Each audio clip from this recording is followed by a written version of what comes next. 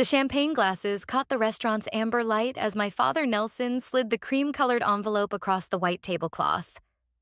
My sister Myrna's manicured fingers trembled as she opened it, her gasp echoing through Romano's dining room. $150,000, she whispered, tears streaming down her perfectly contoured cheeks. For the wedding of my dreams. The entire restaurant seemed to pause. Conversations at nearby tables quieted. Even the waitstaff slowed their movements, sensing something significant unfolding at table 12. My mother Mary beamed, her diamond bracelet catching the light as she reached across to squeeze Myrna's hand. You deserve every penny, sweetheart. This is your moment. I sat frozen, my untouched salmon growing cold on the bone china plate. 28 years old. And I was still the afterthought at family celebrations. The invisible daughter who worked 60-hour weeks as a structural engineer while Myrna floated through life as a part-time yoga instructor. What about Elvira? Myrna asked softly, glancing at me with what might have been guilt. Nelson's jaw tightened. He adjusted his silk tie and fixed me with those cold gray eyes that had dismissed my achievements since childhood. Elvira, you've proven you can't handle money. We invest where we see returns. The words hit like a physical blow. Around us, the restaurant's gentle murmur resumed, but I felt exposed under the crystal chandelier, my failures apparently on display for strangers to witness. Myrna deserves this, he continued, his voice carrying that familiar tone of absolute certainty. She's building something beautiful. You just drift from one failure to the next. My throat constricted.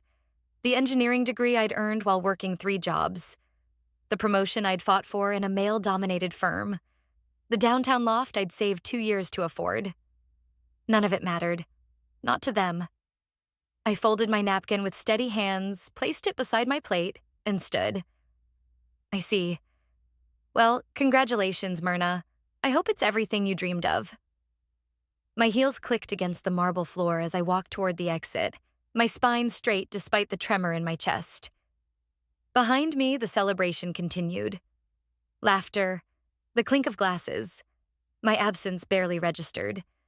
I didn't cry in the parking lot. I didn't scream or call friends to vent. I simply sat in my Honda Civic, staring at the restaurant's golden windows, and made a decision that would change everything. 2 years later, Myrna's panicked voice cracked through the phone. Mom, Dad, you need to see what Elvira built. We were so wrong.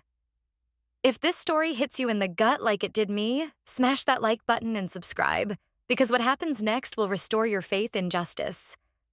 But that restaurant humiliation wasn't the beginning. It was simply the final page of a story written in invisible ink across 28 years. I was 14 when I first understood that love in our house came with conditions. The regional mathematics competition had consumed my entire spring. Late nights hunched over calculus problems, weekends spent in the school library while other kids went to movies. When they announced my name as the state qualifier, I scanned the auditorium's back rows, searching for familiar faces. Empty seats. Mom and Dad were 3 hours away in Denver, watching Myrna's cheerleading tryouts for a team she'd quit by October. I still have the certificate somewhere, buried in a box of achievements no one ever celebrated. First place, Colorado Regional Mathematics Competition, Elvira Chen. The gold seal has faded, but the memory of walking to that podium alone remains crystal clear. Elvira's always been the responsible one, Mom would say, whenever relatives asked about the disparity. She doesn't need our help like Myrna does. But what if I do need you? What if I want you to be proud of me too? I never said those words aloud, but they echoed in every empty auditorium, every missed milestone, every conversation that somehow always circled back to Myrna's latest drama. High school brought new patterns. While I worked 20 hours a week at Henderson's hardware store, saving every dollar for college applications, Myrna received a monthly allowance for focusing on her art. My paychecks went toward SAT prep books and application fees. Her allowance funded shopping trips and coffee dates with friends. When acceptance letters arrived, the contrast became impossible to ignore. My full scholarship to Colorado State's engineering program earned a distracted, "That's nice, honey," from Dad. Myrna's acceptance to the Denver Art Institute, with a $50,000 annual tuition bill, prompted a family celebration dinner. Art school will nurture her creative spirit, Mom explained, writing the first tuition check without hesitation. Engineering is so practical. You'll be fine, Elvira. You always land on your feet. College graduation day crystallized everything. Summa cum laude. Top 5% of my class. Job offers from 3 major firms. I'd earned the right to walk across that stage with my head high, my achievements finally worthy of recognition. The auditorium was packed with proud families. I spotted my roommate's parents in the third row, her grandmother clutching a bouquet of roses. Behind them, a father held a homemade sign reading, "That's my engineer." My section remained empty.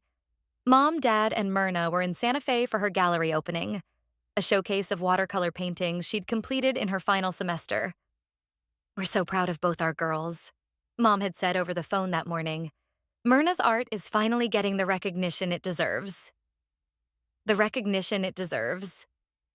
As if my 4 years of differential equations and structural analysis were somehow less worthy of pride than Myrna's weekend hobby turned into a degree. I walked across that stage alone, shook the dean's hand, and smiled for a photographer who captured the moment no one in my family would ever see. That night in my Honda Civic, staring at Romano's golden windows, something fundamental shifted inside me. The laughter spilling from the restaurant felt like mockery. My family was probably ordering dessert, toasting Myrna's future, my absence as unnoticed as my presence had always been. I pulled out my phone and opened our family group chat. The last message was a photo from 3 months ago, Myrna's engagement announcement. 47 heart emojis from Mom. Dad's comment, "Our princess deserves the world." My congratulations message had received no response. 28 years of trying to earn love that was never available. I whispered to my reflection in the rearview mirror. I'm done. The decision felt like stepping off a cliff, terrifying and liberating simultaneously. I scrolled through my contacts, my thumb hovering over each name. Mom, Dad, Myrna, even my Aunt Sarah, who always took their side during family disputes. Block, block, block, block. Each tap felt like closing a door I'd spent decades trying to keep open. My Instagram feed, once filled with family photos where I smiled dutifully in the background, became suddenly peaceful.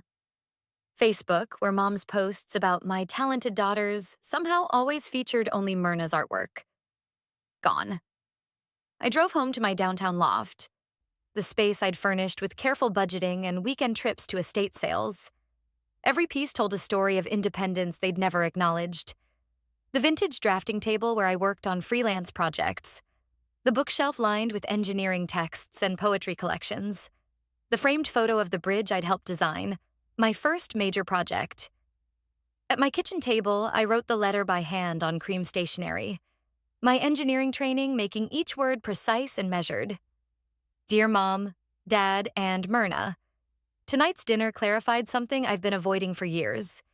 You've made it clear that I don't meet your standards for investment, support, or celebration. I release you from the burden of having a daughter who disappoints you. I'm removing myself from your lives completely. Please don't contact me. I need to discover who I am when I'm not constantly trying to earn love that was never available. I wish you all happiness. Elvira. I sealed the envelope, drove to the post office, and dropped it in the overnight slot. The metallic clang echoed in the empty lobby like a gavel falling. Back home, I sat in my living room's silence, feeling simultaneously hollow and strangely light. For the first time in my adult life, I didn't have to wonder if I was enough for them. What I didn't know was that cutting them off would become the catalyst for everything that followed, including the phone call that would change everything. 6 months of silence stretched like a canyon between my old life and whatever came next. I'd thrown myself into work, pulling 12-hour days at Morrison Engineering, convincing myself that professional success could fill the family-shaped void in my chest. Then March arrived with its cruel arithmetic. The termination letter landed in my mailbox on the same Tuesday as the eviction warning. Morrison Engineering was downsizing due to the economic downturn. Last hired, first fired. My severance package would cover exactly 6 weeks of rent. I sat on my kitchen floor, surrounded by bills and rejection letters from every engineering firm in Colorado. The silence in my loft felt different now. Not peaceful, but suffocating. No family to call for help. No safety net. Just me and the growing certainty that I was about to lose everything I'd worked for. Desperation led me to Craigslist's gig section at 2 a.m. Between ads for dog walkers and furniture movers, I found it. Bookstore renovation needed. Small budget. Big dreams. Nathan Reeves owned Chapter and Verse Books, a cramped shop wedged between a dry cleaner and a cell phone repair store on Colfax Avenue. 73 years old with paint-stained fingers and eyes that held decades of stories, he met me at the door with a cup of coffee and an apologetic smile. "The place is falling apart," he said, gesturing at water-stained ceiling tiles and shelves that sagged under the weight of forgotten novels. "My wife Eleanor designed it 30 years ago. Since she passed, I can't seem to make it feel alive again." The space was a disaster. Flickering fluorescent lights cast sickly shadows over faded carpet. The children's section huddled in a dark corner like an afterthought. But something about the bones of the place called to me. The way afternoon light slanted through the front windows, the potential hidden beneath layers of neglect.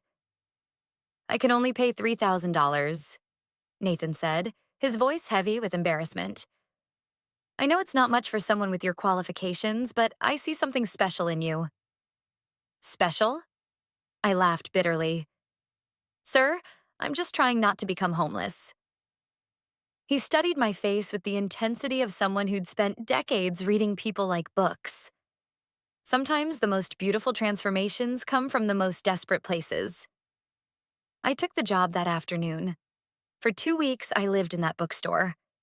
Ripping up carpet revealed beautiful hardwood floors. Removing a false wall opened up the space dramatically. I painted the children's corner in warm yellows and greens, installed reading nooks with soft lighting, and created a coffee bar from reclaimed wood. When Nathan saw the finished space, tears streamed down his weathered cheeks. "Eleanor would have loved this," he whispered. "You didn't just renovate it, you resurrected it." That bookstore project would lead to a phone call that changed my entire trajectory, and eventually to the empire that left my family speechless. Drop a comment if you've ever felt completely abandoned by the people who should love you most, because this story is for everyone who's had to rebuild from nothing. Nathan's Instagram post changed everything. The before and after photos of Chapter and Verse books exploded across social media overnight. 12,000 likes, 800 shares. Comments flooded in from strangers calling the transformation magical and inspiring. Within a week, Denver Lifestyle magazine called. The photographer spent 3 hours capturing every angle of the renovated bookstore, while the journalist peppered me with questions about my design philosophy, a concept I'd never considered having. "Local engineer turned design genius breathes new life into beloved bookstore," read the headline 2 weeks later. The article featured a full-page spread of the children's reading nook I'd created, with its hand-painted murals and custom-built treehouse reading corner. My phone started ringing immediately. A young couple wanted help transforming their cramped apartment. A restaurant owner needed a complete redesign after a kitchen fire. An elderly woman hoped I could make her Victorian home accessible for her wheelchair-bound husband. Each project taught me something new about seeing potential where others saw problems. By month 3, I'd registered Phoenix Design and Renovation LLC. The name felt right. Something beautiful rising from ashes. That's when I met Tina Rodriguez. She arrived at my 4th project, a 1920s bungalow renovation in a dusty pickup truck, tool belt slung low on her hips, dark hair pulled back in a practical ponytail. The homeowner had hired her as the contractor after 3 others had declared the foundation unsalvageable. "You're the designer everyone's talking about," she said, extending a calloused hand. Her grip was firm, confident. "I'm Tina. I hear you work miracles. I just see what spaces want to become, I replied, surprised by my own certainty. We worked in perfect synchronization. While I sketched new layouts, she calculated load-bearing requirements. When I envisioned exposed brick walls, she knew exactly which walls could be safely removed. Our conversations flowed from structural engineering to aesthetic philosophy to shared stories of building careers in male-dominated industries. You don't just renovate spaces, Elvira, she said one evening as we surveyed the transformed bungalow. Warm light spilled from the new picture windows, illuminating the garden we'd designed together. You resurrect them. Maybe because I know what it's like to need resurrection, I admitted. Something shifted between us in that moment. The professional partnership deepened into something more personal, more vulnerable. Late-night planning sessions became dinner dates. Site visits turned into weekend adventures exploring Denver's architectural history. Our first major project together came 6 months later, transforming an abandoned warehouse in the Rhino district into a community center.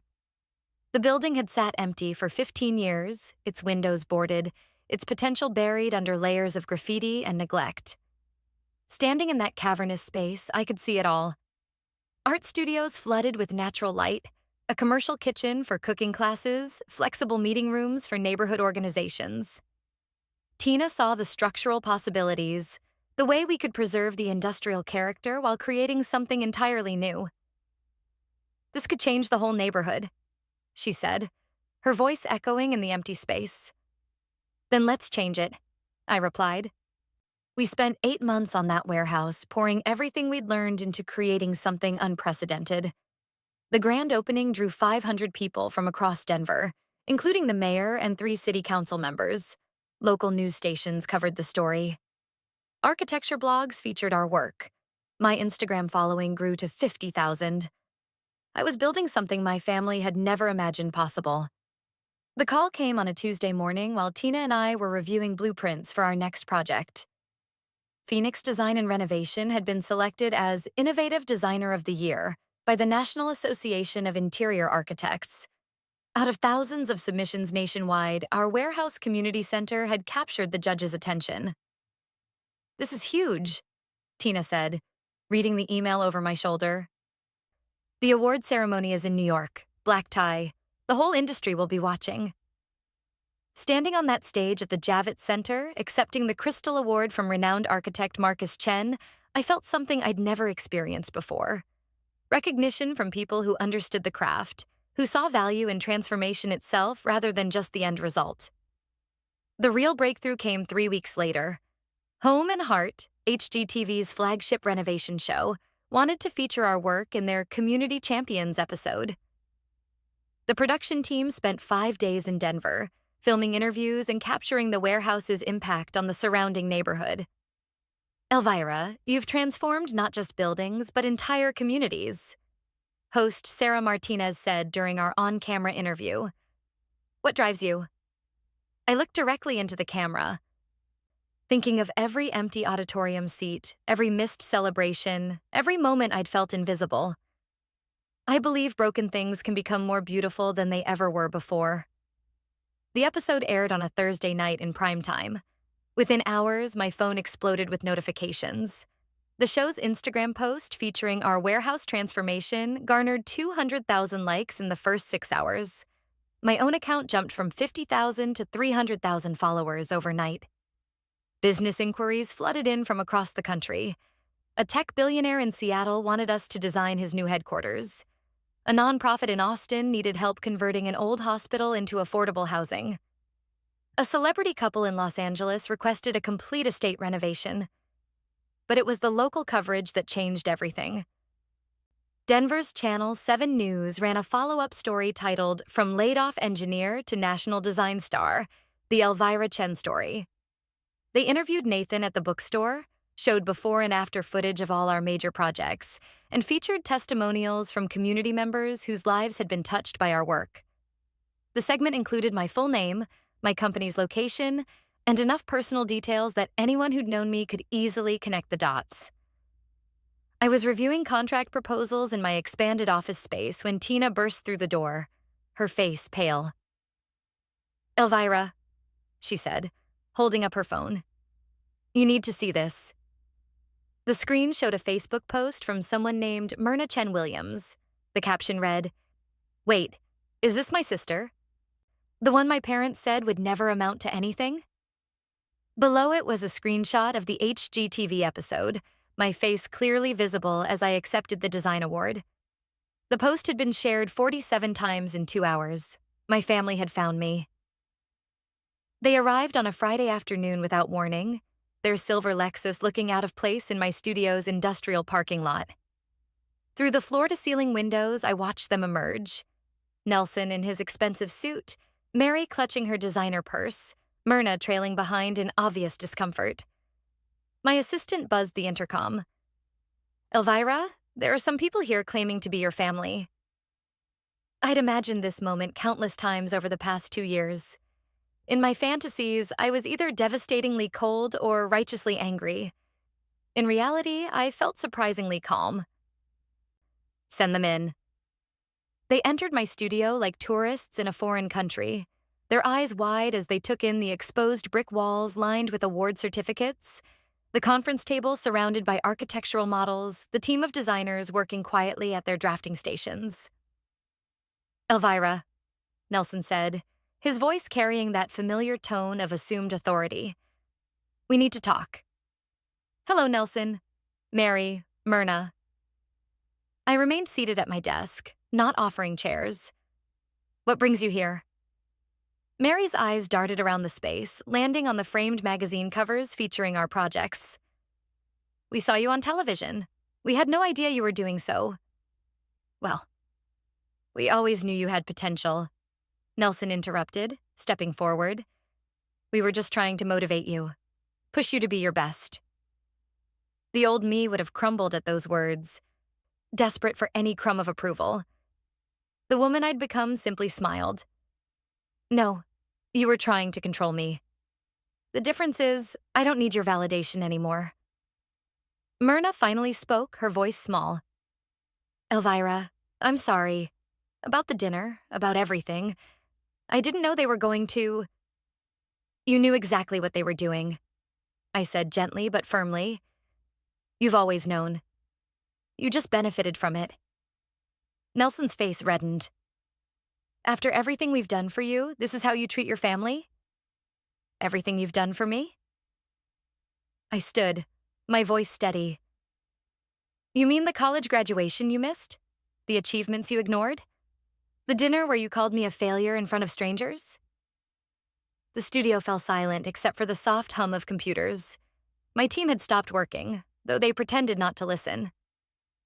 Mary's voice cracked. "We made mistakes, but we're still your parents." "You're the people who raised me," I corrected. "But the family that matters is the one I've built here. People who see my worth without conditions." I walked to the door and held it open. "I wish you well, but I won't be resuming contact. Please don't come here again." They left in stunned silence, their footsteps echoing in the hallway. Tell me in the comments, would you have forgiven them or done what Elvira did? Because her response will surprise you. 6 months later, Phoenix Design and Renovation opened offices in Seattle, Austin, and Atlanta. The expansion announcement made the front page of Architectural Digest's business section. We'd grown from a desperate one-woman operation to a nationally recognized firm with 42 employees. But the real celebration happened on a quiet Sunday evening in the community garden behind our original warehouse project. Tina had transformed a corner into an intimate space with string lights and flowering vines. She knelt among the tomato plants we'd helped neighborhood kids plant, holding a ring she'd designed herself. A simple band with a small diamond, elegant and strong. "Elvira Chen," she said, her voice steady despite the tears in her eyes. "Will you build a life with me?" I said yes before she finished the question. Later, as we sat on the garden bench watching the sunset paint the warehouse walls golden, Tina asked, "Do you ever regret cutting them off?" I thought of Nelson's shocked face in my studio, of Mary's desperate attempts to minimize my success, of Myrna's belated apologies. Then I looked at the life surrounding us, the thriving business, the community we'd helped create. The love I'd found when I stopped chasing approval from people incapable of giving it. You can't regret choosing yourself when no one else would. The evening air carried the scent of jasmine and fresh paint from our latest project. Somewhere in the distance, children played in the park we'd helped design.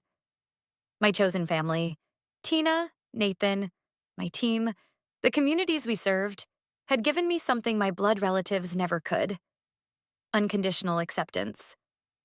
Sometimes the family that raises you isn't the family that saves you, and sometimes the greatest revenge is building a life so beautiful that their absence becomes a gift.